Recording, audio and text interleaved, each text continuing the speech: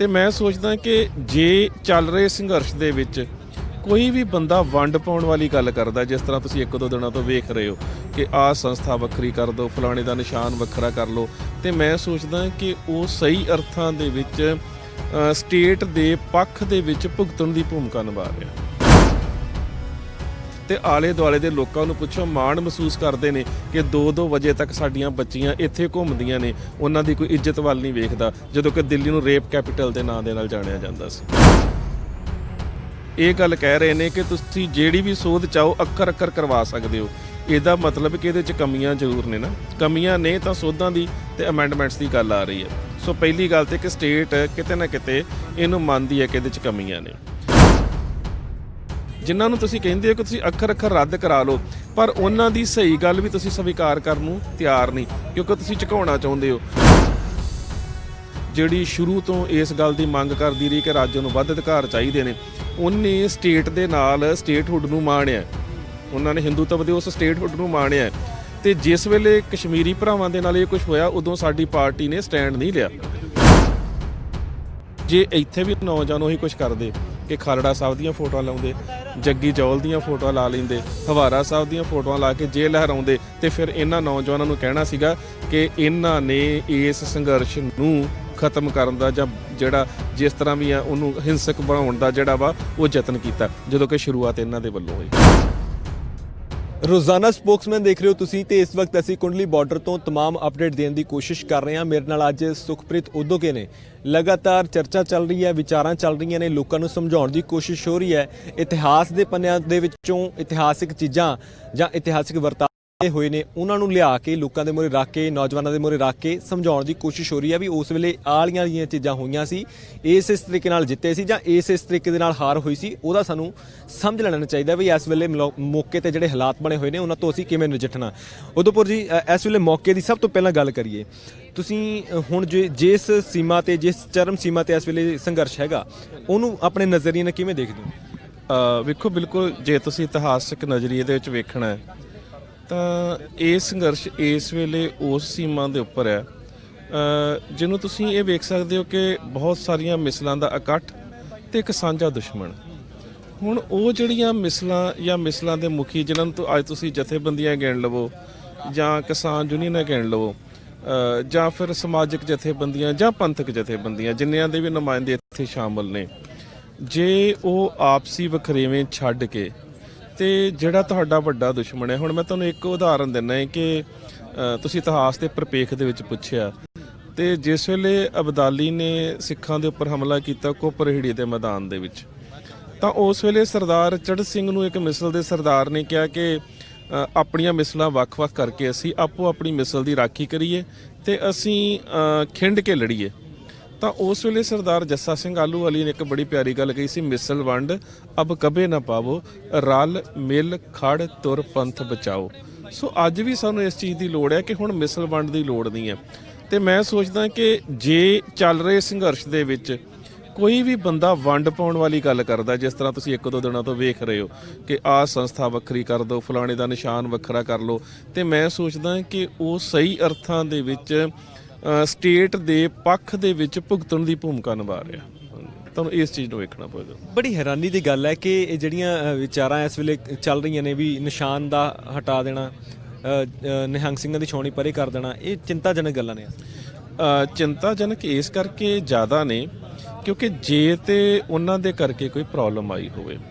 ਵੇਖੋ, ਤੁਸੀਂ ਜਦੋਂ ਅੱਜ ਇੱਕ ਸਟੇਟ ਦੇ ਨਾਲ ਇੱਕ ਜੰਗ ਲੜ ਰਹੇ ਹੋ, ਤੁਸੀਂ ਇੱਕ ਵਾਰ ਜ਼ੋਨ ਦੇ ਵਿੱਚ ਹੋ, ਤੇ ਉਹਦੇ ਵਿੱਚ ਉਸ ਨਿਸ਼ਾਨ ਨੂੰ ਹਟਾਉਣ ਦੀ ਗੱਲ ਕਰਨੀ, ਜਿਹੜਾ ਨਿਸ਼ਾਨ ਜਿਹੜਾ ਹੈ ਨਾ ਉਹ ਸੱਭੇ ਸਾਂਝੀ ਵਾਲ ਸਦਾਇਨ ਦਾ ਪ੍ਰਤੀਕ ਹੈ। ਜਿਸ ਨਿਸ਼ਾਨ ਦੇ ਕੋਲ ਆ ਕੇ ਜਿਹੜਾ ਕਸੂਰ ਦਾ ਬ੍ਰਾਹਮਣ ਹੈ ਉਹ ਮਾਣ ਮਹਿਸੂਸ ਕਰਦਾ ਹੈ ਕਿ ਮੇਰੀ ਬੱਚੀ ਉਸਮਾਨ ਖਾਨ ਦੇ ਕੋਲੋਂ ਬਚਾਈ ਜਾ ਸਕਦੀ ਹੈ। ਜਿਸ ਨਿਸ਼ਾਨ ਦੇ ਥੱਲੇ ਆ ਕੇ ਬੋਈ ਦਾ ਬ੍ਰਾਹਮਣ ਜਿਹੜਾ ਹਰੀ ਸਿੰਘ ਨਲੂਏ ਦੇ ਕੋਲ ਮਾਣ ਮਹਿਸੂਸ ਕਰਦਾ ਹੈ ਕਿ ਮੇਰੀ ਬੱਚੀ ਦੀ ਇੱਜ਼ਤ ਬਚਾਈ ਜਾ ਸਕਦੀ ਹੈ। ਆਹ ਤੁਹਾਡੇ ਦਿੱਲੀ ਦੇ ਨੇੜੇ ਹੀ ਕਪੂਰੀ ਦੇ ਕੋਲ ਜਿਹੜਾ ਹਾਕਮ ਸੀ ਕਦਮੂਦੀਨ, ਉਹ ਉਸ ਕਪੂਰੀ ਦੇ ਬ੍ਰਾਹਮਣ ਆ ਕੇ ਬੰਦਾ ਸਿੰਘ ਬਹਾਦਰ ਦੇ ਫੜੇ ਨਿਸ਼ਾਨ ਦੇ ਥੱਲੇ ਆ ਕੇ ਮਾਣ ਮਹਿਸੂਸ ਕਰਦੇ ਨੇ ਕਿ ਹੁਣ ਸਾਡੀਆਂ ਬੱਚੀਆਂ ਦੀ ਇੱਜ਼ਤ ਬਚ ਸਕਦੀ ਹੈ। ਇੱਥੇ ਜਿੱਥੇ ਜਦੋਂ ਨਿਸ਼ਾਨ ਲੱਗੇ ਹੋਏ ਨੇ ਟਰਾਲੀਆਂ ਦੇ ਵਿੱਚ, ਤੇ ਆਲੇ ਦੁਆਲੇ ਦੇ ਲੋਕਾਂ ਨੂੰ ਪੁੱਛੋ, ਮਾਣ ਮਹਿਸੂਸ ਕਰਦੇ ਨੇ ਕਿ 2-2 ਵਜੇ ਤੱਕ ਸਾਡੀਆਂ ਬੱਚੀਆਂ ਇੱਥੇ ਘੁੰਮਦੀਆਂ ਨੇ, ਉਹਨਾਂ ਦੀ ਕੋਈ ਇੱਜ਼ਤ ਵੱਲ ਨਹੀਂ ਵੇਖਦਾ, ਜਦੋਂ ਕਿ ਦਿੱਲੀ ਨੂੰ ਰੇਪ ਕੈਪੀਟਲ ਦੇ ਨਾਂ ਦੇ ਨਾਲ ਜਾਣਿਆ ਜਾਂਦਾ ਸੀ। ਬਹੁਤ ਅਹਿਮ ਚੀਜ਼ਾਂ ਨੇ ਇਹ, ਕਿਉਂਕਿ ਲੋਕਾਂ ਨੂੰ ਸਮਝਣੀਆਂ ਪੈਣਗੀਆਂ। ਮੈਂ ਵੀ ਲੋਕਾਂ ਦੇ ਵਿੱਚ ਲਗਾਤਾਰਤਾ ਦੇ ਵਿੱਚ ਵਿਚਰ ਰਿਹਾ ਤੇ ਮੈਨੂੰ ਕੁਝ ਲੋਕ ਇਦਾਂ ਦੇ ਸੱਚੀ ਮਿਲੇ ਨੇ ਜਿਹੜੇ ਕਹਿੰਦੇ ਨੇ ਕਿ ਆਪਣੇ ਬੱਚਿਆਂ ਨੂੰ ਕਹਿੰਦੇ ਸਾਨੂੰ ਲੋੜ ਨਹੀਂ ਇਸ ਵੇਲੇ, ਉਹ ਤਾਂ ਆਰਾਮ ਨਾਲ ਆ ਜਾ ਸਕਦੇ ਕਿਉਂਕਿ ਸਿੱਖ ਹੈਗੇ ਨੇ। ਸਿੱਖ ਇਸ ਵੇਲੇ ਉਹ ਭੂਮਿਕਾ ਨਿਭਾ ਰਹੇ ਨੇ ਜਿਸ ਦੀ ਅਸੀਂ ਕਾਫੀ ਸਮੇਂ ਤੋਂ ਆਸ ਕਰ ਰਹੇ ਸੀ ਵੀ ਇਦਾਂ ਦੇ ਸਿੱਖ ਹੈਗੇ ਹੁੰਦੇ ਸੀਗੇ। ਇਤਿਹਾਸ ਦੇ ਵਿੱਚ ਅਸੀਂ ਪੜ੍ਹਦੇ ਹੁੰਦੇ ਸੀ, ਸਾਨੂੰ ਇਤਿਹਾਸ ਦੇ ਝਰੋਖਿਆਂ 'ਚੋਂ ਮਿਲਦੀਆਂ ਸੀ ਇਹ ਚੀਜ਼ਾਂ, ਤੇ ਅੱਜ ਸਾਨੂੰ ਪ੍ਰਤੱਖ ਦੇਖਣ ਨੂੰ ਮਿਲ ਰਹੀਆਂ। ਕਹਿੰਦੇ ਸਾਨੂੰ ਨਾ ਤਾਂ ਰੋਟੀ ਦੀ ਕਮੀ ਹੈ, ਨਾ ਸਾਨੂੰ ਇਹ ਡਰ ਹੈ ਕਿ ਕੋਈ ਸਾਡੀ ਧੀ ਭੈਣ ਦੇ ਨਾਲ ਕੋਈ ਗਲਤ ਸਲੂਕ ਕਰ ਜਾਵੇ। ਇਹ ਜਿਹੜੀ ਕਿਰਦਾਰ ਦੀ ਝਾਕੀ ਹੈ ਤੁਹਾਨੂੰ ਕਿਸੇ ਯੂਨੀਅਨ ਦੇ ਝੰਡੇ 'ਚੋਂ ਨਹੀਂ ਦਿਸ ਰਹੀ, ਇਹ ਕਿਸੇ ਜਥੇਬੰਦੀ ਦੇ ਝੰਡੇ 'ਚੋਂ ਨਹੀਂ ਦਿਸ ਰਹੀ, ਇਹ ਕੇਵਲ ਤੇ ਕੇਵਲ ਪੰਥ ਤੇ ਪੰਥ, ਉਸ ਪੰਥ ਔਰ ਪੰਥ ਦੇ ਨਿਸ਼ਾਨ ਨੂੰ ਹਟਾਉਣ ਦੀ ਗੱਲ ਕਰਨੀ। ਇਹਦਾ ਮਤਲਬ ਕਿ ਜਿਹੜੀ ਇੱਕ ਬਹੁਤ ਵੱਡੀ ਕਲੈਕਟਿਵ ਕੌਨਸ਼ੀਅਸਨੈਸ ਹੈ, ਜਿਹੜੀ ਇੱਕ ਸਮੂਹਿਕ ਚੇਤਨਤਾ ਹੈ, ਜਿਹੜੀ ਪੰਥ ਦੀ ਵਿਚਾਰ ਨੂੰ ਆਪਣੇ ਨਾਲ ਟਰੈਵਲ ਕਰਾਉਂਦੀ ਹੈ, ਨਾਲ ਪ੍ਰਵਾਹਿਤ ਹੁੰਦੀ ਹੈ। ਤੁਸੀਂ ਸਮਝਦੇ ਹੋ ਕਿ ਉਹ ਸੰਘਰਸ਼ ਦੀ ਜਾਨ ਹੈ, ਉਹ ਸੰਘਰਸ਼ ਦੀ ਜਿੰਦ ਹੈ, ਤੇ ਸੰਘਰਸ਼ ਦੀ ਜਿੰਦ ਜਾਨ ਨੂੰ ਲਾਂਭੇ ਕਰਨਾ ਮੇਰੇ ਖਿਆਲ ਦੇ ਨਾਲ ਸੰਘਰਸ਼ ਨੂੰ ਇੱਕ ਸੁੱਕਾ ਜਿਹਾ ਤੇ ਫੋਕਾ ਜਿਹਾ ਬਣਾ ਦੇਣਾ। ਸੋ ਇਸ ਕਰਕੇ ਇਹ ਤਾਂ ਸੋਚਿਆ ਵੀ ਨਹੀਂ ਜਾ ਸਕਦਾ ਜਿਸ ਤਰ੍ਹਾਂ ਦੇ ਨਾਲ ਇਹ ਵਰਤਾਰਾ ਵਾਪਰ ਰਿਹਾ। ਉਦਪੁਰ ਜੀ, ਇਸ ਚੀਜ਼ ਨੂੰ ਕਿਵੇਂ ਦੇਖਦੇ ਹੋ ਤੁਸੀਂ? ਇਤਿਹਾਸ ਦੇ ਝਰੋਖਿਆਂ ਦੇ ਵਿੱਚੋਂ ਵੱਖ-ਵੱਖ ਮਸਲਿਆਂ ਦੀ ਜਾਂ ਵੱਖ-ਵੱਖ ਮੁੱਦਿਆਂ ਦੀ, ਵੱਖ-ਵੱਖ ਥਾਵਾਂ ਦੀ, ਵੱਖ-ਵੱਖ ਸੰਘਰਸ਼ਾਂ ਦੀ ਗੱਲ ਕਰ ਰਹੇ ਹੋ ਇਸ ਵੇਲੇ, ਤਾਂ ਇਸ ਵੇਲੇ ਜਿਸ ਤਰੀਕੇ ਨਾਲ ਕੇਂਦਰ ਦੀ ਸਰਕਾਰ ਦੋਹਰੀ ਰਣਨੀਤੀ ਤੇ ਚੱਲ ਰਹੀ ਹੈ, ਇੱਕ ਪਾਸੇ ਤਾਂ ਡਾਇਲੋਗ ਇਹ ਕਹਿ ਰਹੇ ਵੀ ਅਸੀਂ ਜਿੰਨੀਆਂ ਤੁਸੀਂ ਕਹਿੰਦੇ ਸੋਧਾਂ ਕਰ ਲਵਾਂਗੇ, ਦੂਜੇ ਪਾਸੇ ਲਗਾਤਾਰ ਇਹ ਬਿਆਨਬਾਜ਼ੀਆਂ ਚੱਲ ਰਹੀਆਂ ਨੇ ਕਿ ਇਹ ਕਾਨੂੰਨ ਤਾਂ ਕਿਸਾਨਾਂ ਦੇ ਹੱਕ ਦੇ ਵਿੱਚ ਨੇ। ਅੱਜ ਦੀਆਂ ਅਸੀਂ ਜਦੋਂ ਅਖਬਾਰਾਂ ਫਰੋਲ ਕੇ ਦੇਖਦੇ ਹਾਂ ਜਾਂ ਅੱਜ ਦੀਆਂ ਖਬਰਾਂ ਦੇਖਦੇ ਹਾਂ, ਉਹਨਾਂ ਦੇ ਵਿੱਚ ਨਿਤਨ ਗਡਕਰੀ ਦਾ ਬਿਆਨ ਇਹੀ ਹੈ ਕਿ ਨਹੀਂ ਜੀ ਇਹ ਕਿਸਾਨਾਂ ਦੇ ਹੱਕ ਦੇ ਵਿੱਚ ਨੇ ਕਾਨੂੰਨ। ਉਸ ਤੋਂ ਬਾਅਦ ਅਸੀਂ ਜਦੋਂ ਪਿਊਸ਼ ਗੋਇਲ ਦੀ ਗੱਲ ਕਰਦੇ ਹਾਂ, ਉਹ ਵੀ ਇਹੀ ਬਿਆਨ ਦਿੰਦੇ ਨੇ ਵੀ ਕਾਨੂੰਨ ਵਾਪਸ ਨਹੀਂ ਹੋਣੇ। ਤਾਂ ਇਹ ਕਿਹੜੀ ਰਣਨੀਤੀ ਹੈ ਇਸ ਵੇਲੇ? ਦੋਹਾਂ ਪਾਸਿਓਂ, ਇੱਕ ਪਾਸਿਓਂ ਕਹੀ ਜਾ ਰਹੇ ਵੀ ਇਹ ਸੋਧਾਂ ਕਰ ਲੈਣੇ ਆ, ਦੂਜੇ ਪਾਸਿਓਂ ਕਹਿੰਦੇ ਕਾਨੂੰਨ ਵਾਪਸ ਨਹੀਂ ਹੋਣੇ, ਚੰਗੇ ਨੇ ਕਿਸਾਨਾਂ ਦੇ। ਵੇਖੋ, ਪਹਿਲੀ ਗੱਲ ਤਾਂ ਇਹ ਹੈ ਕਿ ਜੇ ਇਹਨਾਂ ਸ਼ਬਦਾਂ ਦੇ ਪਿਛਲੀ ਭਾਵਨਾ ਨੂੰ ਸਮਝਿਆ ਜਾਵੇ ਤੇ ਜਦੋਂ ਸਰਕਾਰ ਬਾਰ-ਬਾਰ ਉਹਨਾਂ ਦੇ ਨੁਮਾਇੰਦੇ ਇਹ ਗੱਲ ਕਹਿ ਰਹੇ ਨੇ ਕਿ ਤੁਸੀਂ ਜਿਹੜੀ ਵੀ ਸੋਧ ਚਾਹੋ ਅੱਖਰ ਕਰਵਾ ਸਕਦੇ ਹੋ, ਇਹਦਾ ਮਤਲਬ ਕਿ ਇਹਦੇ 'ਚ ਕਮੀਆਂ ਜ਼ਰੂਰ ਨੇ ਨਾ। ਕਮੀਆਂ ਨੇ ਤਾਂ ਸੋਧਾਂ ਦੀ ਤੇ ਅਮੈਂਡਮੈਂਟਸ ਦੀ ਗੱਲ ਆ ਰਹੀ ਹੈ। ਸੋ ਪਹਿਲੀ ਗੱਲ ਤੇ ਕਿ ਸਟੇਟ ਕਿਤੇ ਨਾ ਕਿਤੇ ਇਹਨੂੰ ਮੰਨਦੀ ਹੈ ਕਿ ਇਹਦੇ 'ਚ ਕਮੀਆਂ ਨੇ। ਦੂਜੀ ਗੱਲ ਕਿ ਰੱਦ ਕਰਨ ਦੀ ਗੱਲ, ਜਦੋਂ ਕਹਿੰਦੇ ਨੇ ਕਿ ਇਹਨੂੰ ਨਕਾਰਾ ਕਰ ਦਿਓ, ਹੈ ਤਾਂ ਰੱਦ ਹੀ। ਹੁਣ ਇੱਥੇ ਆ ਕੇ ਤੁਹਾਨੂੰ ਸਮਝ ਆਵੇਗਾ ਕਿ ਕਿਤੇ ਨਾ ਕਿਤੇ ਇਹਨਾਂ ਦੀ ਇੱਕ ਈਗੋ, ਇਹਨਾਂ ਦਾ ਜਿਹੜਾ ਅਹਮ ਭਾਵ ਆ, ਉਹ ਚਾਹੁੰਦਾ ਹੈ ਕਿ ਅਸੀਂ ਇਹਨਾਂ ਦੇ ਅੱਗੇ ਝੁਕਣਾ ਨਹੀਂ ਚਾਹੁੰਦੇ। ਇਸੇ ਕਰਕੇ ਜਿਹੜੀ ਜੰਗ ਸੀ, ਮੈਂ ਬਾਰ-ਬਾਰ ਕਹਿੰਦਾ ਸੀ ਕਿ ਸ਼ੁਰੂ ਤਾਂ ਕਿਸਾਨਾਂ ਦੇ ਵਿਰੋਧੀ ਕਾਨੂੰਨਾਂ ਤੋਂ ਹੋਈ ਆ, ਪਰ ਇਹ ਹੋਣ ਦੀ, ਐਸਟੈਬਲਿਸ਼ਮੈਂਟ ਦੀ, ਸਵੈਮਾਨ ਦੀ, ਤੁਹਾਡੇ ਅਪਮਾਨ ਦੀ ਬਣ ਗਈ ਹੈ, ਕਿਉਂਕਿ ਤੁਸੀਂ ਗਲਤ ਹੋਣ ਦੇ ਬਾਵਜੂਦ ਵੀ ਅੜੇ ਹੋਏ ਹੋ, ਤੇ ਜਿਹੜੇ ਸਹੀ ਹੋਏ ਹੈਗੇ ਨੇ, ਜਿਨ੍ਹਾਂ ਨੂੰ ਤੁਸੀਂ ਕਹਿੰਦੇ ਹੋ ਕਿ ਤੁਸੀਂ ਅੱਖਰ ਰੱਦ ਕਰਾ ਲਓ, ਪਰ ਉਹਨਾਂ ਦੀ ਸਹੀ ਗੱਲ ਵੀ ਤੁਸੀਂ ਸਵੀਕਾਰ ਕਰਨ ਨੂੰ ਤਿਆਰ ਨਹੀਂ, ਕਿਉਂਕਿ ਤੁਸੀਂ ਝੁਕਾਉਣਾ ਚਾਹੁੰਦੇ ਹੋ। ਉਹਦੇ ਪਿੱਛੇ ਤੁਹਾਡੇ ਪਿਛਲੇ ਜਿਹੜੇ ਵਰਤਾਰੇ ਨੇ, ਉਹਨਾਂ ਦਾ ਜਿਹੜਾ ਅਹਿਮ ਭਾਵ ਹੈ ਨਾ, ਇੱਕ ਉਹਦਾ ਸਿਰਜਿਆ ਹੋਇਆ ਅਹੰਕਾਰ ਹੈ ਕਿ ਤੁਸੀਂ ਨੋਟਬੰਦੀ ਕੀਤੀ, ਲੋਕ ਸੁਸਰੀ ਵਾਂਗ ਸੌਂ ਗਏ। ਤੁਸੀਂ CAA ਦੀ, ਸਿਟੀਜ਼ਨ ਅਮੈਂਡਮੈਂਟ ਐਕਟ ਦੀ ਗੱਲ ਕੀਤੀ, ਲੋਕਾਂ ਵਿਚਾਰੇ ਨੇ ਥੋੜਾ ਬਹੁਤਾ ਵਿਦਰੋਹ ਕੀਤਾ। ਸ਼ਹੀਨ ਬਾਗ ਦੇ ਵਿੱਚ ਮੋਰਚਾ ਲੱਗਾ, ਤੁਸੀਂ ਉਹ ਖਤਮ ਕਰ ਦਿੱਤਾ। ਧਾਰਾ 370 ਤੋੜੀ, ਸੋਚਿਆ ਸੀ ਕਿ ਇੱਕ ਬਹੁਤ ਵੱਡਾ ਵਿਦਰੋਹ ਹੋਵੇਗਾ ਕਿ 18% ਮੁਸਲਮਾਨ ਆਬਾਦੀ ਹੈ, ਤੁਸੀਂ ਉਹ ਵੀ ਬਰਦਾਸ਼ਤ ਕਰ ਲਿਆ। ਪਰ ਉਹਨਾਂ ਨੂੰ ਇਹ ਲੱਗਦਾ ਕਿ ਇਹ ਉਹਨਾਂ ਵਰਤਾਰਿਆਂ ਦੇ ਬਰਾਬਰ ਘਟਨਾ ਤਾਂ ਛੋਟੀ ਸੀ, ਪਰ ਇਹਦੇ ਵਿਦਰੋਹ ਦੇ ਵਿੱਚ ਜਿਹੜਾ ਪੰਜਾਬ ਨੇ ਤੇ ਖਾਸ ਕਰਕੇ ਸਿੱਖ ਕੌਮ ਨੇ ਲੀਡ ਕੀਤਾ ਹੈ ਨਾ, ਉਹ ਜਿਹੜਾ ਅਹਿਮ ਭਾਵ ਹੈ ਨਾ, ਮੇਰੇ ਖਿਆਲ ਦੇ ਨਾਲ ਉਹਨੂੰ ਬਚਾਉਣਾ ਚਾਹੁੰਦੇ ਨੇ। ਤੁਸੀਂ ਹੁਣ ਵੱਖ-ਵੱਖ ਸੰਘਰਸ਼ਾਂ ਦੀ ਗੱਲ ਕੀਤੀ, ਜਿਹੜੇ ਕਿਤੇ ਆਪਾਂ ਕਹਿ ਲਈਏ ਵੀ ਮੱਧਮ ਰਹਿ ਗਏ ਜਾਂ ਉਹਨਾਂ ਨੂੰ ਤਾਰਪਿਡੋ ਕਰਨ ਦੀਆਂ ਸਰਕਾਰ ਨੇ ਜਿਹੜੀਆਂ ਚਾਲਾਂ ਚੱਲੀਆਂ, ਉਹਨਾਂ ਦੇ ਵਿੱਚ ਸਫਲ ਹੋ ਗਈ। ਧਾਰਾ 370 ਦੀ ਗੱਲ ਕਰ ਲਈਏ, CAA ਦੀ ਗੱਲ ਕਰ ਲਈਏ, NRC ਦੀ, ਨਾਲ ਦੀ ਨਾਲ ਜਦੋਂ ਅਸੀਂ ਨੋਟਬੰਦੀ ਦੀ ਗੱਲ ਕਰ ਲਈਏ, GST ਦੀ ਗੱਲ ਕਰ ਲਈਏ, ਇਹਨਾਂ ਦੇ ਵਿੱਚੋਂ ਕਿਹੜੀਆਂ ਚੀਜ਼ਾਂ ਸਾਨੂੰ ਇਸ ਵੇਲੇ ਸਮਝ ਲੈਣੀਆਂ ਚਾਹੀਦੀਆਂ ਵੀ ਆਲੀਆਂ ਵਾਲੀਆਂ ਚੀਜ਼ਾਂ ਸਾਡੇ ਨਾਲ ਵੀ ਹੋ ਸਕਦੀਆਂ, ਇਹਨਾਂ ਤੋਂ ਬਚ ਜਾਈਏ? ਵੇਖੋ, ਇਹਦੇ 'ਚ ਕੋਈ ਸ਼ੱਕ ਨਹੀਂ ਹੈ ਕਿ ਜਿਹੜੇ ਸਿੱਖ ਨੇ 1947 ਤੋਂ ਬਾਅਦ ਜਦੋਂ ਸਿੱਖਾਂ ਨੂੰ ਜਰਾਇਮ ਪੇਸ਼ਾ ਕਿਹਾ ਜਾਂਦਾ ਹੈ, ਤੇ ਉਹਦੇ ਨਾਲ ਹੀ ਜਦੋਂ ਸਿੱਖ ਇਹ ਵੇਖਦੇ ਨੇ ਕਿ ਇਹਨਾਂ ਵੱਲੋਂ ਆਜ਼ਾਦੀ ਦੇ ਵਿੱਚ ਸਾਡੀਆਂ ਇੰਨੀਆਂ ਜ਼ਿਆਦੀਆਂ ਕੁਰਬਾਨੀਆਂ ਕਰਨ ਤੋਂ ਬਾਅਦ ਸਾਡੇ ਨਾਲ ਇੰਨੇ ਵੱਡੇ ਪੱਧਰ ਤੇ ਪ੍ਰਵਸਾਘਾਤ ਹੋਏ ਨੇ, ਤੇ ਉਦੋਂ ਸਟੇਟਾਂ ਦੇ ਫੈਡਰਲ ਸਟਰਕਚਰ ਦੀ ਗੱਲ ਆਉਂਦੀ ਹੈ। ਅੱਜ ਜਿਹੜੀ ਸਭ ਤੋਂ ਵੱਧ ਸਾਨੂੰ ਜਿਹੜੀ ਸਮਝਣ ਵਾਲੀ ਗੱਲ ਹੈ ਕਿ ਜੇਕਰ ਲੇਹ ਲਦਾਖ ਦਾ ਇਲਾਕਾ ਜਿਹੜਾ ਯੂਨੀਅਨ ਟੈਰੀਟਰੀ ਬਣਾਇਆ ਜਾ ਸਕਦਾ ਹੈ, ਜੇਕਰ ਜੰਮੂ ਕਸ਼ਮੀਰ ਨੂੰ ਇਸ ਤਰ੍ਹਾਂ ਦੇ ਨਾਲ ਤੋੜਿਆ ਜਾਂਦਾ ਹੈ, ਤੇ ਉਸ ਤੋੜਨ ਤੋਂ ਬਾਅਦ ਉਹਦੇ ਵਿੱਚ ਜਿਹੜੇ ਵਾਧਕ ਅਧਿਕਾਰ ਨੇ ਖਤਮ ਕੀਤੇ ਜਾਂਦੇ ਨੇ, ਤਾਂ ਸਾਡੇ ਪੰਜਾਬ ਦੇ ਵਾਸਤੇ ਸਭ ਤੋਂ ਵੱਡੀ ਗੱਲ ਤਾਂ ਇਹ ਹੈ। ਪਹਿਲੀ ਗੱਲ ਤੇ ਮੈਨੂੰ ਇਹ ਕਹਿਣਾ ਪਊਗਾ ਕਿ ਜਿਹੜੀ ਸਿੱਖਾਂ ਦੀ ਸਥਾਪਿਤ ਪਾਰਟੀ ਸੀ ਅਕਾਲੀ ਦਲ, ਜਿਹੜੀ ਸ਼ੁਰੂ ਤੋਂ ਇਸ ਗੱਲ ਦੀ ਮੰਗ ਕਰਦੀ ਰਹੀ ਕਿ ਰਾਜ ਨੂੰ ਵੱਧ ਅਧਿਕਾਰ ਚਾਹੀਦੇ ਨੇ, ਉਹਨੇ ਸਟੇਟ ਦੇ ਨਾਲ ਸਟੇਟਹੁੱਡ ਨੂੰ ਮਾਣਿਆ। ਉਹਨਾਂ ਨੇ ਹਿੰਦੂਤਵ ਦੇ ਉਸ ਸਟੇਟਹੁੱਡ ਨੂੰ ਮਾਣਿਆ ਤੇ ਜਿਸ ਵੇਲੇ ਕਸ਼ਮੀਰੀ ਭਰਾਵਾਂ ਦੇ ਨਾਲ ਇਹ ਕੁਝ ਹੋਇਆ ਉਦੋਂ ਸਾਡੀ ਪਾਰਟੀ ਨੇ ਸਟੈਂਡ ਨਹੀਂ ਲਿਆ ਹਨਾ। ਅੱਜ ਜਦੋਂ ਤੁਸੀਂ ਗੱਲ ਕਰਦੇ ਹੋ ਕਿ ਅਸੀਂ ਰਾਜਾਂ ਦੇ ਵੱਧ ਅਧਿਕਾਰ ਦੀ ਗੱਲ ਕਰਦੇ ਹਾਂ ਤਾਂ ਮੇਰੇ ਖਿਆਲ ਦੇ ਨਾਲ ਇਹਨਾਂ ਲੋਕਾਂ ਨੂੰ ਸ਼ਰਮਸਾਰ ਹੋਣਾ ਚਾਹੀਦਾ ਕਿ ਅੱਜ ਇਹ ਉਹ ਅਧਿਕਾਰ ਗਵਾ ਚੁੱਕੇ ਨੇ ਕਿ ਤੁਸੀਂ ਪੰਥ ਦੀ ਨੁਮਾਇੰਦਾ ਜਮਾਤ ਜਾਂ ਨੁਮਾਇੰਦਾ ਪਾਰਟੀ ਹੋ। ਪਹਿਲੀ ਗੱਲ ਤਾਂ ਇਹ ਹੈ। ਦੂਜੀ ਗੱਲ, ਪੰਜਾਬ ਦੇ ਲੋਕਾਂ ਨੂੰ ਇਸ ਗੱਲ ਲਈ ਤਿਆਰ ਰਹਿਣਾ ਚਾਹੀਦਾ ਕਿ ਜੇ ਇਸ ਜੰਗ ਦੇ ਵਿੱਚ ਇਹ ਜੇਤੂ ਬਣ ਕੇ ਪੰਜਾਬ ਨਾ ਪਰਤੇ ਤਾਂ ਇਸ ਜੰਗ ਦੇ ਵਿੱਚ ਹੋਈ ਹਾਰ ਤੁਹਾਡੀ ਗੁਲਾਮੀ ਦੇ ਹੋਰ ਵੱਡੇ ਦਰਵਾਜ਼ੇ ਜਿਹੜੇ ਨੇ ਉਹ ਖੋਲ ਦੇਵੇਗੀ। ਇਸ ਕਰਕੇ ਮੈਂ ਕਹਿੰਦਾ ਕਿ ਰਾਜਾਂ ਦੇ ਵਾਸਤੇ ਵੱਧ ਅਧਿਕਾਰਾਂ ਦੀ ਮੰਗ ਕਰਨ ਵਾਲੇ ਪੰਜਾਬ ਦੇ ਲੋਕਾਂ ਨੂੰ ਹੁਣ ਸੁਚੇਤ ਰਹਿਣਾ ਪਵੇਗਾ ਕਿ ਸਾਡੇ ਜਿਹੜੇ ਕੁੱਲ ਅਧਿਕਾਰ ਨੇ ਕਿਤੇ ਉਹ ਵੀ ਗਵਾਚ ਨਾ ਜਾਣ।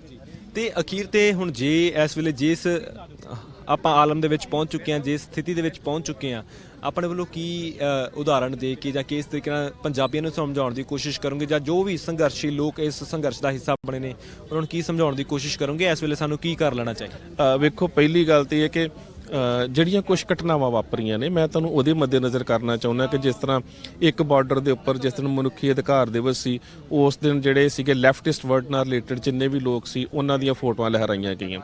ਹੁਣ ਉਹ ਇੱਕ ਤਰ੍ਹਾਂ ਦੇ ਨਾਲ ਸਿੱਖ ਨੌਜਵਾਨੀ ਦੇ ਸਿਰ ਜ਼ਿੰਮੇਵਾਰੀ ਪਾ ਕੇ ਉਹਨਾਂ ਨੂੰ ਉਤੇਜਿਤ ਕਾ ਕੇ ਇਸ ਸੰਘਰਸ਼ ਨੂੰ ਖਤਮ ਕਰਨ ਦਾ ਜ਼ਿੰਮਾ ਉਹਨਾਂ ਦੇ ਸਿਰ ਸੁੱਟਣ ਵਾਲੀ ਗੱਲ ਸੀ। ਇੱਥੇ ਨੌਜਵਾਨ ਵੀ ਗਰਮ ਹੋ ਸਕਦੇ ਸੀ। ਔਰ ਸਭ ਤੋਂ ਵੱਡੀ ਗੱਲ ਜਿਹੜੀ ਜਸਵੰਤ ਸਿੰਘ ਖਾਲੜਾ ਹੁਣਾਂ ਨੇ ਮੁੱਖੀ ਅਧਿਕਾਰਾਂ ਦੀ ਕੀਤੀ ਆ, ਮੇਰੇ ਖਿਆਲ ਨਾਲ ਚਾਹੇ ਕੋਈ ਖੱਬੇ ਪੱਖੀ ਹੋਵੇ ਚਾਹੇ ਕੋਈ ਸੱਜੇ ਪੱਖੀ ਹੋਵੇ ਇਨਕਾਰ ਨਹੀਂ ਕਰ ਸਕਦਾ।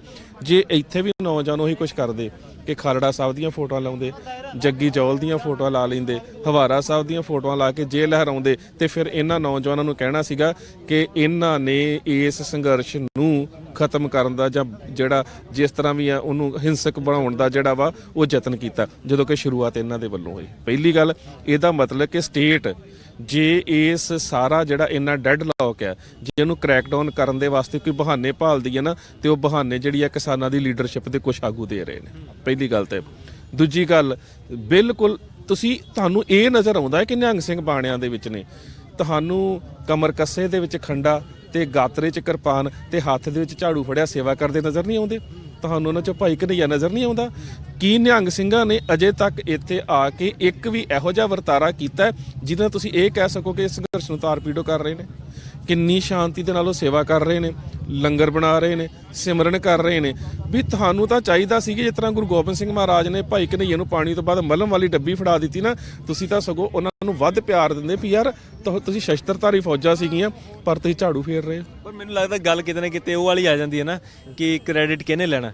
ਜੰਗ ਜਿੱਤ ਵੱਲ ਜਾ ਰਹੇ ਆ, ਲੱਗਦਾ ਹੌਲੀ ਹੌਲੀ ਜਿੱਤ ਵੱਲ ਜਾ ਰਹੇ ਆ ਤੇ ਕਈ ਵੇਲੇ ਇਹ ਵੀ ਹੁੰਦਾ ਕਿ ਜਿੱਤ ਵੱਲ ਜਾਂਦੇ ਜਾਂਦੇ ਅਸੀਂ ਆਪਣੀ ਇਹਨਾਂ ਕਾਰਨਾਂ ਕਰਕੇ ਹਾਰ ਕਰਾਵਾ। ਬਿਲਕੁਲ, ਮੈਨੂੰ ਇੰਜ ਲੱਗਦਾ ਹੈ ਕਿ ਜਿਸ ਤਰ੍ਹਾਂ ਤੁਸੀਂ ਪਹਿਲਾਂ ਵੀ ਗੱਲ ਕੀਤੀ ਸੀ ਕਿ ਸਟੇਟ ਆਪਣੀ ਗੱਲ ਤੇ ਅੜੀ ਹੋਈ ਹੈ, ਉਸ ਅੜੀ ਦੇ ਵਿੱਚੋਂ ਜੇ ਇਹ ਆਗੂ ਪੁਣੇ ਦੀ ਭੂਮਿਕਾ ਨਹੀਂ ਨਿਭਾ ਸਕਦੇ ਨਾ ਤੇ ਇਹ ਜਾਣਬੁੱਝ ਕੇ ਇਵੇਂ ਦੀਆਂ ਗੱਲਾਂ ਕਰਕੇ ਨੌਜਵਾਨੀ ਨੂੰ ਭੜਕਾ ਕੇ ਜਿਹੜਾ ਹਾਰ ਦੀ ਜ਼ਿੰਮੇਵਾਰੀ ਹੈ ਇਹਨਾਂ ਦੇ ਸਿਰ ਸੁੱਟਣਾ ਚਾਹੁੰਦੇ ਨੇ। ਮੈਂ ਤਾਂ ਹੀ ਕੱਲ ਸਟੇਜ ਤੋਂ ਥੋੜਾ ਤਲਖੀ 'ਚ ਬੋਲਿਆ ਸੀਗਾ ਕਿ ਹੁਣ ਜਿੱਥੇ ਤੁਸੀਂ ਸੰਘਰਸ਼ ਨੂੰ ਲੈ ਕੇ ਆਏ ਹੋ ਨਾ, ਪਹਿਲੀ ਗੱਲ ਇਹਦੇ 'ਚ ਕਿਸੇ ਜਥੇਬੰਦੀ ਦੀ ਭੂਮਿਕਾ ਨਹੀਂ ਹੈ, ਇਹ ਲੋਕਾਂ ਦੀ ਜਾਗੀ ਹੋਈ ਚੇਤਨਤਾ ਹੈ।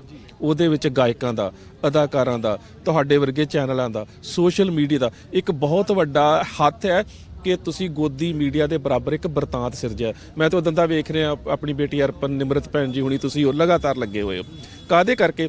ਕਿਉਂਕਿ ਮੈਨੂੰ ਲੱਗਦਾ ਕਿ ਇਹੀ ਕਿਸਾਨ ਜਿਹੜੇ ਆ, ਸੱਚ ਜਾਣਿਓ, ਜੇਕਰ ਕਿਤੇ ਸਟੇਟ ਦਾ ਮੀਡੀਆ ਹੀ ਸੁਣਦੇ ਹੁੰਦੇ ਤਾਂ ਤੁਸੀਂ ਇਹ ਇਕੱਠ ਨਹੀਂ ਸੀ ਵੇਖ ਸਕਦੇ। ਇਸ ਇਕੱਠ ਦੇ ਵਿੱਚ ਸੋਸ਼ਲ ਮੀਡੀਆ ਦੀ ਤੁਹਾਡੀ ਇੱਕ ਬਹੁਤ ਵੱਡੀ ਭੂਮਿਕਾ ਹੈ। ਜਿੰਨੇ ਵੀ ਚੈਨਲ ਗਰਾਊਂਡ ਲੈਵਲ ਤੇ ਕੰਮ ਕਰ ਰਹੇ ਸੀ, ਹਰ ਬੱਚੇ ਦੇ ਹੱਥ 'ਚ ਮੋਬਾਈਲ ਆ, ਤੁਸੀਂ ਉਸ ਸੱਚ ਨੂੰ ਲੋਕਾਂ ਦੇ ਸਾਹਮਣੇ ਲੈ ਕੇ ਆਉਂਦਾ ਹੈ। ਸਾਨੂੰ ਕਦੀ ਵੀ ਇਹਨਾਂ ਦੇ ਜਿਹੜੇ GTV ਨੇ ਨਹੀਂ ਬੁਲਾਉਣਾ, ਸਾਨੂੰ ਉਹਨੇ ਨਹੀਂ ਬਿਠਾਉਣਾ, ਸਾਨੂੰ ਤੁਸੀਂ ਬਿਠਾਉਣਾ ਸੀ। ਸਾਡੀ ਗੱਲ ਤੁਹਾਡੇ ਕਰਕੇ ਲੋਕਾਂ ਤੱਕ ਗਈ ਹੈ। ਸੋ ਜਿੱਥੇ ਇਹ ਆਗੂ ਪ੍ਰਣਾਲੀ ਆਪਣੇ ਆਪ ਨੂੰ ਸਮਝਦੀ ਹੈ ਨਾ ਕਿ ਸ਼ਾਇਦ ਅਸੀਂ ਸਫਲ ਹੋਵਾਂਗੇ ਤੇ ਇਹ ਜਿਹੜੀ ਚੇਤਨਤਾ ਹੈ ਇਹ ਸਾਨੂੰ ਪੰਜਾਬ ਨਹੀਂ ਵੜਨ ਦੇਊਗੀ, ਉੱਥੇ ਉਹ ਇਸ ਨੌਜਵਾਨੀ ਦੇ ਉੱਪਰ ਜ਼ਿੰਮੇਵਾਰੀ ਸੁੱਟਣਾ ਚਾਹੁੰਦੇ ਨੇ। ਸੋ ਇਸ ਨੌਜਵਾਨੀ ਨੂੰ ਇਹਨਾਂ ਗੱਲਾਂ ਤੋਂ ਸੁਚੇਤ ਰਹਿਣਾ ਪਊਗਾ। ਇੱਕ ਗੱਲ ਮੰਨ ਕੇ ਚੱਲੋ ਕਿ ਪੰਜਾਬ ਜਿਉਂਦਾ ਗੁਰਾਂ ਦੇ ਨਾਂ ਤੇ ਹੈ। ਜਿਹੜੇ ਸਮੂਹਿਕ ਚੇਤਨਤਾ ਦੇ ਇਕੱਠ ਨੇ, ਜੇਕਰ ਤੁਸੀਂ ਇਹਦੇ ਚੋਂ ਪੰਥਕ ਵਿਚਾਰਧਾਰਾ ਨੂੰ ਮਨਫੀ ਕਰੋਗੇ ਤੇ ਸਮਝੋਗੇ ਕਿ ਮੁਰਦਾ ਸਰੀਰ ਹੈ। ਇਹਦੀ ਜਿਹੜੀ ਜਵਾਨ ਹੈ, ਇਹਦੀ ਜਿਹੜੀ ਰਵਾਨਗੀ ਹੈ, ਉਹ ਤੁਹਾਡੀ ਪੰਥਕ ਵਿਚਾਰਧਾਰਾ ਦੇ ਕਰਕੇ ਹੈ। ਤੇ ਉਸ ਪੰਥਕ ਵਿਚਾਰਧਾਰਾ ਤੋਂ ਤੁਹਾਨੂੰ ਕਿਸੇ ਤਰ੍ਹਾਂ ਦੀ ਸ਼ਰਮਸਾਰ ਹੋਣ ਦੀ ਲੋੜ ਨਹੀਂ, ਕਿਉਂਕਿ ਇਹ ਤੁਹਾਡਾ ਖਾਲਸਾ ਹੀ ਨਿਸ਼ਾਨ ਤਾਂ ਮੁਸਲਮਾਨ, ਹਿੰਦੂ ਵੀਰ, ਈਸਾਈ ਵੀਰ ਹਰ ਇੱਕ ਦੀ ਰੱਖਿਆ ਦਾ ਜਾਮਨ ਹੈ। ਇਹ ਬਹੁਤ ਅਹਿਮ ਗੱਲਾਂ ਨੇ ਜਿਹੜੀਆਂ ਸਾਨੂੰ ਸਮਝਣੀਆਂ ਪੈਣਗੀਆਂ। ਉਦੋਂ ਕੀ ਜਿਹਨੇ ਬੜੇ ਸਹਿਜ ਆਪਾਂ ਕਹ ਲਈ ਵੀ ਸਹਿਜ ਤਰੀਕੇ ਨਾਲ ਤੁਹਾਨੂੰ ਸਮਝਾਉਣ ਦੀ ਕੋਸ਼ਿਸ਼ ਕੀਤੀ ਹੈ ਵੀ ਅਸੀਂ ਕਿਸ ਥਾਂ ਤੇ ਖੜੇ ਹਾਂ, ਕਿਸ ਤਰੀਕੇ ਨਾਲ ਇਤਿਹਾਸ ਦੇ ਝਰੋਖਿਆਂ ਦੇ ਵਿੱਚ ਜਦੋਂ ਅਸੀਂ ਜ਼ਿਕਰ ਕਰਦੇ ਹਾਂ ਤਾਂ ਉਹ ਵੀ ਚੀਜ਼ਾਂ ਸਾਨੂੰ ਸਮਝਣੀਆਂ ਪੈਣਗੀਆਂ ਕਿ ਕਿਸ ਤਰੀਕੇ ਨਾਲ ਜਿੱਤਾਂ ਅਸੀਂ ਲੈਂਦੇ ਰਹੇ ਹਾਂ, ਕਿਸ ਤਰੀਕੇ ਨਾਲ ਹਾਰਾਂ ਜਿਹੜੀਆਂ ਹੁੰਦੀਆਂ ਨੇ ਤਾਂ ਉਹਨਾਂ ਤੋਂ ਕਿਵੇਂ ਬਚਣਾ। ਪਿਛਲੇ ਦਿਨਾਂ ਦੇ ਵਿੱਚ ਜੋ ਵਰਤਾਂਤ ਸਿਰਜਿਆ ਗਿਆ ਉਹਦੇ ਵਿੱਚੋਂ ਕਿਹੜੀਆਂ ਚੀਜ਼ਾਂ ਸਾਨੂੰ ਨਹੀਂ ਕਰਨੀਆਂ ਚਾਹੀਦੀਆਂ, ਕਿਹੜੀਆਂ ਚੀਜ਼ਾਂ ਮਨਫੀ ਕਰਨੀਆਂ ਚਾਹੀਦੀਆਂ, ਉਹ ਸਾਨੂੰ ਇਸ ਵੇਲੇ ਸੋਚ ਕੇ ਚੱਲਣਾ ਪਵੇਗਾ। ਜੇ ਇਸ ਪੜਾਅ ਦੇ ਵਿੱਚ ਆਣ ਕੇ ਅਸੀਂ ਖਾਲੀ ਹੱਥ ਲੈ ਕੇ ਵਾਪਸੀ ਕਰਦੇ ਹਾਂ ਤਾਂ ਉਸ ਤੋਂ ਬਾਅਦ ਗੁਲਾਮੀ ਦੀਆਂ ਜੰਜੀਰਾਂ ਜਿਹੜੀਆਂ ਨੇ ਹੋਰ ਭਾਰੀਆਂ ਹੋ ਜਾਣਗੀਆਂ, ਜਿਹੜੀਆਂ ਸਾਡੇ ਤੋਂ ਸ਼ਾਇਦ ਝੱਲੀਆਂ ਵੀ ਨਾ ਜਾਣ। ਤੁਹਾਡਾ ਇਸ ਬਾਰੇ ਕੀ ਸੋਚਣਾ? ਆਪਣੇ ਕਮੈਂਟ ਸਾਡੇ ਨਾਲ ਜ਼ਰੂਰ ਸਾਂਝੇ ਕਰਿਓ। ਸਹਿਯੋਗੀ ਜੱਸੀ ਦੇ ਨਾਲ Hardeep Singh Bhogal, spokesman TV, Kundli border.